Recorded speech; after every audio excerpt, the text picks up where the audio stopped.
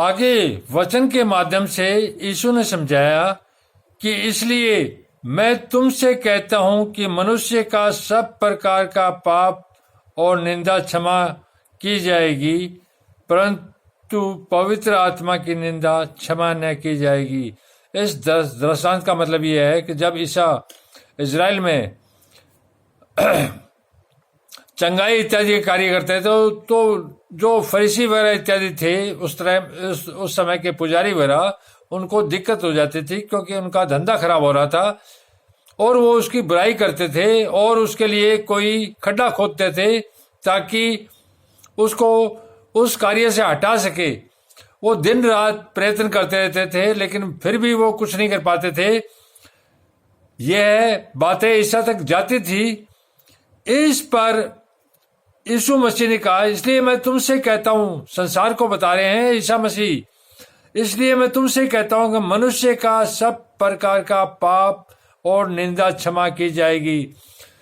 ईसा मसीह पवित्र थे, उनके खिलाफ जो भी कोई कुछ कहता था वो दयालु थे, कभी उन्होंने कोई दुश्मनी नहीं रखी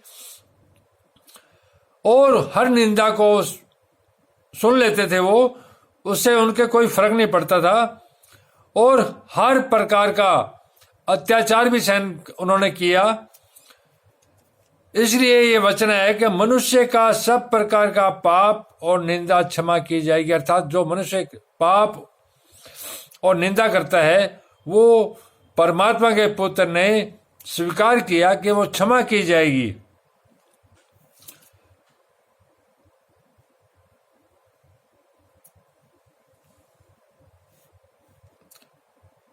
जो कोई मनुष्य के पुत्र के विरोध में कोई बात कहेगा उसका वह अपराध क्षमा किया जाएगा।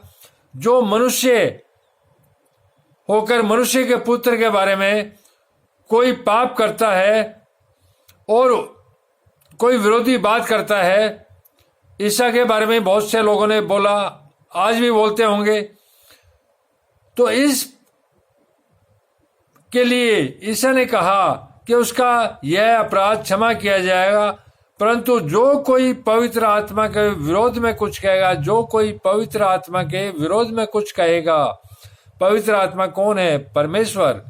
उसके विरोध में कोई बात कहेगा, विरोध में कुछ बोलेगा, उसका अपराध न तो इस लोक में और न परलोक में क्षमा किया जाएगा।